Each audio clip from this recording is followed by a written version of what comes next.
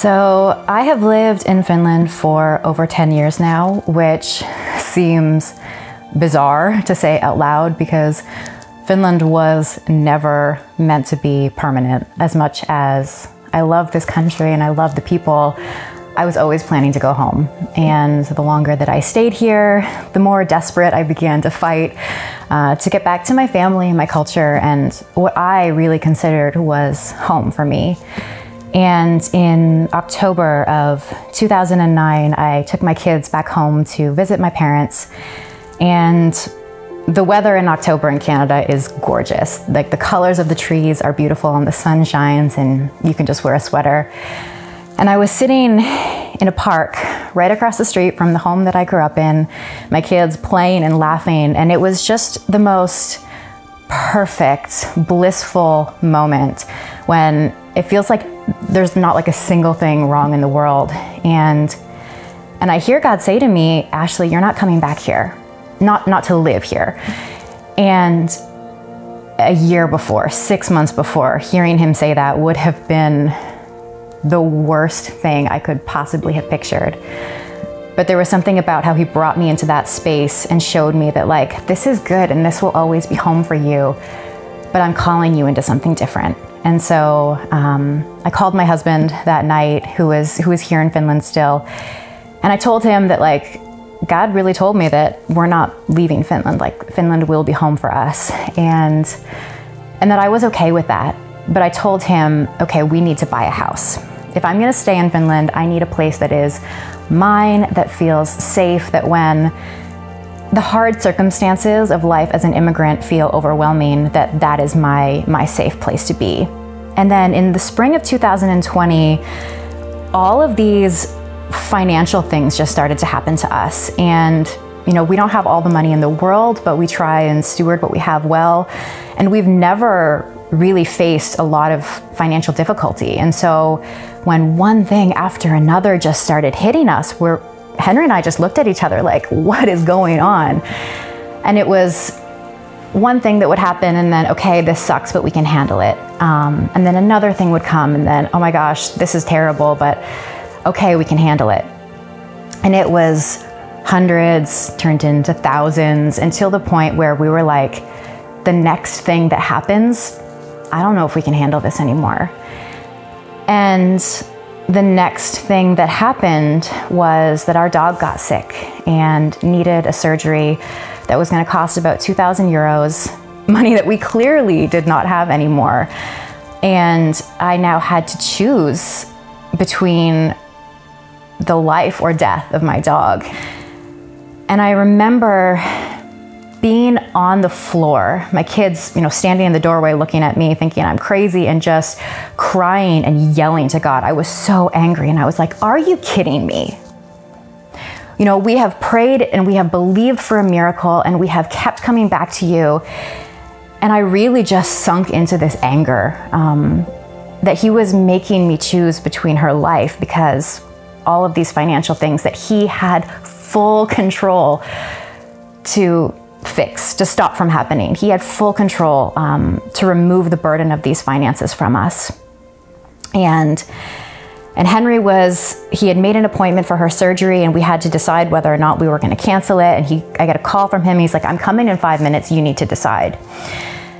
And so I asked God, like, what am I supposed to do? Like, what do you want me to do? And I hear him ask, Ashley, will you trust me? And I said, no.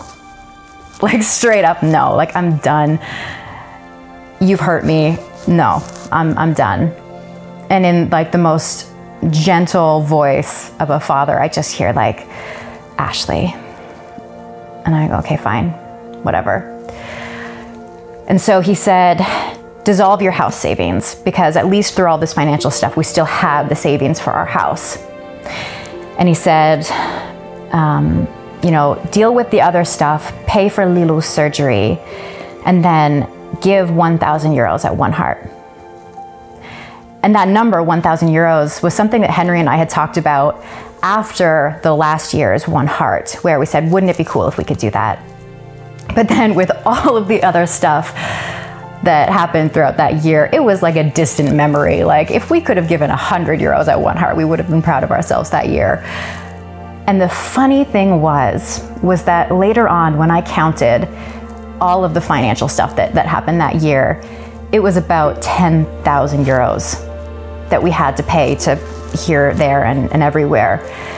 And so when we think about tithing, we give 10% out of what he has given, and it felt really, really humorous to me that he was asking me to give 10% of what had been taken away. But I was like, okay, fine, whatever, fine.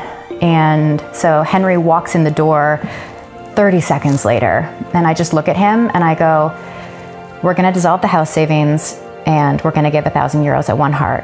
And he looked me in the eyes and he said, I know. And I was like, okay, like I hadn't called him, I hadn't texted him, like there was zero communication between what God had just told me then and the knowing in his voice when he came home.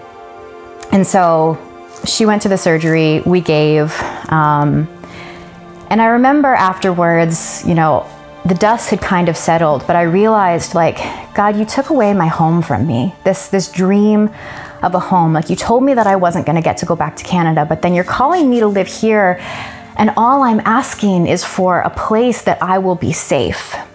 And it feels like an Abraham and Isaac moment, like you gave him the dream, and then you're asking him to sacrifice the promise that you already fulfilled. And that's what it felt like to me. It felt like you told me the vision, you gave me the dream, this is what it was going to look like, and then all of a sudden I have to lay it down.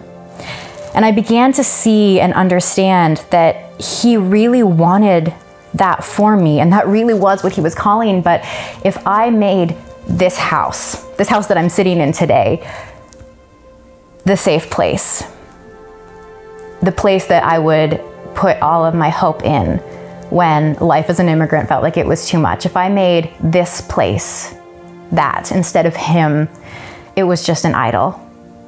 The dream was an idol. And so in his faithfulness, he rearranged the route of how to get here.